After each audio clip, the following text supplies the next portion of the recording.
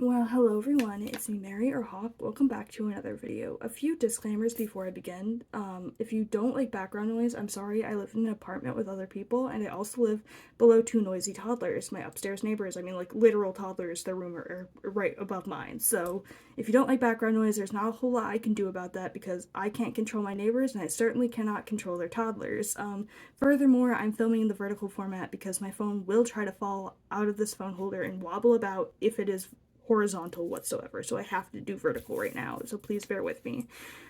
What is this video exactly, you may be wondering? This is like a walkthrough or just explanation of how I go about my spells and rituals, whether they are divination based, whether they are actual rituals, whether it's communing with a deity or spirit that I am working with or venerating. I wanted to let you guys know what that is, and this was prompted by a follower of mine on YouTube asking me about my preparation practice for divination, inquiring as to whether the ritual is the same for me no matter what the ritual is, or if I am led by spirit differently each and every time, and I thought I'd share my answer with you in case it helps inspire you within your practice or make you think about your practice a bit more intentionally. So this is what my answer is, and yes, I do have notes here. So a lot of my rituals and workings are led by spirit, whether a deity, my higher self, an ancestor of mine, or other being or entity of my best and highest good.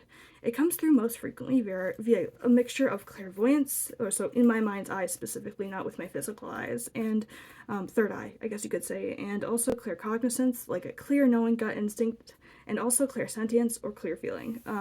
Often what happens is this. I am operating throughout my daily mundane life, say I'm doing dishes or I'm at my job, and I suddenly feel an energetic shift, coupled most often with a clear knowing or persistent word that will pop up in my mind. So sometimes it's taro, sometimes it's cinnamon, sometimes it's athame, sometimes it's pine, sometimes it's a specific oil.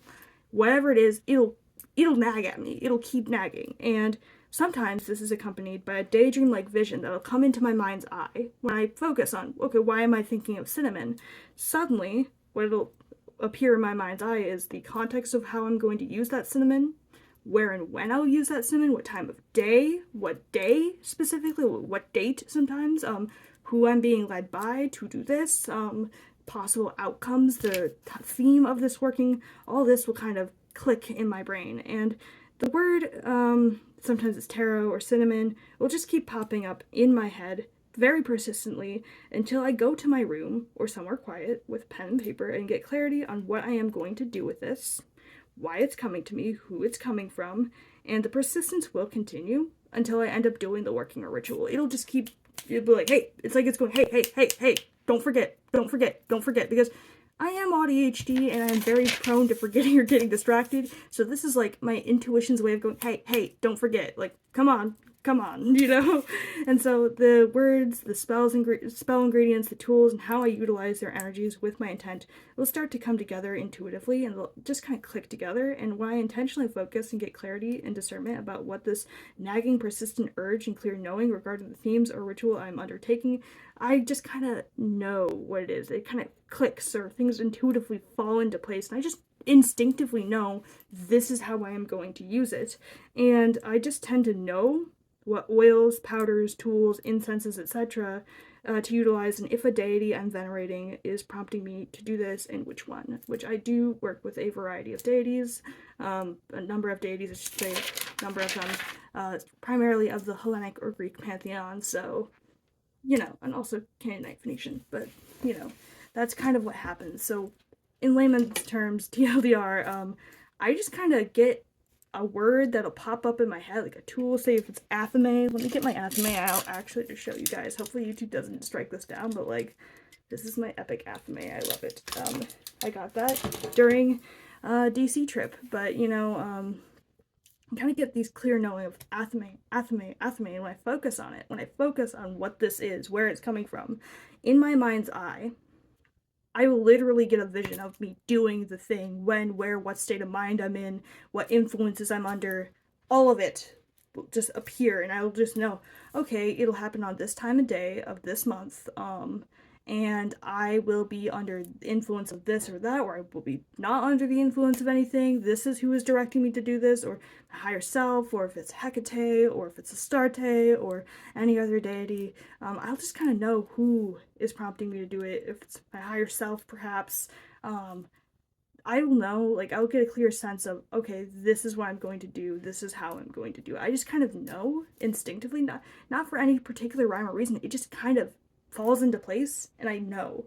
And it's interesting because, lately I've been experiencing a lot of premonition type things, which I'm trying to tap into a bit more and trust, because it always is weird. It's like, hey, this will happen, this, and this, when, where, how, and you'll be in this state of mind. You might be under the influence of this substance or something, and I'll just know. Like, I'll know. And when the thing actually happens, it'll be exactly as I saw it in my mind's eye. It's pretty interesting, but that's essentially how it happens. So, like, with the other day with the lemur scrying divination, I instantly knew use some wormwood, use some enhance, and use a little bit of little oil for intuition, and like a little bit of an offering is kind of what it is. I don't know how else to describe it. What it really is like frankincense mixed with my frankincense resin mixed with my intuition oil. That's what that is. So I kind of knew to do that, to anoint myself with these oils, to gaze into the obsidian scrying mirror that I have. I knew that I would later be doing some divinatory work with Hecate, and it all kind of fell into place. It's exactly as I saw it, like, a few months ago. Like, I didn't pay too much mind to it at the time, but then, like, it ended up happening, and it was exactly as I foresaw. And, like, as it's happening, it's kind of like a deja vu moment. Don't know how to describe it, but that's basically just a little side tangent on, hey, that's kind of what's been happening lately, and I think it's interesting having these kind of clairvoyant, claircognizant, clairsentient moments. It's basically how I'm led to do a lot of my rituals. I will just have a very persistent, very, like, hey, do this. You're like, the end of the world won't come if you don't, but, like, you're gonna do this, and I'm gonna keep reminding you until you do this, and then you'll do it. It's basically what happens with my intuition sometimes. It's very persistent so that my ADHD brain doesn't block it out or dissociate from it. Very fascinating. So let me know if any of you deal with that, or especially if you are ADHD or autistic and ADHD, does your intuition persistently nag you until you do the thing that you were supposed to do magically, or ritualistically, or if, like, do your spirit guides, your deities, your ancestors, do they kind of nag you persistently until you do the thing? Not to nag you, but more to remind you persistently until you end up doing things. You don't dissociate, you don't forget. It's just like to emphasize the importance of it. Do they do that for you? Or is that just a me thing? Let me know in the comments section. And as always, this is Mary, or Hawk, signing out. Stay magical. Thank you for watching. And also, happy 888 subscribers. That was amazing. I really had a feeling I would get there, and I want to thank everyone for helping me get there, and I also want to thank Hecate for helping me reach that too. She has been helping me unlock some of the doors to success here on YouTube, so I also appreciate her for helping me on that. Anyways, bye. Have a good one. Stay magical.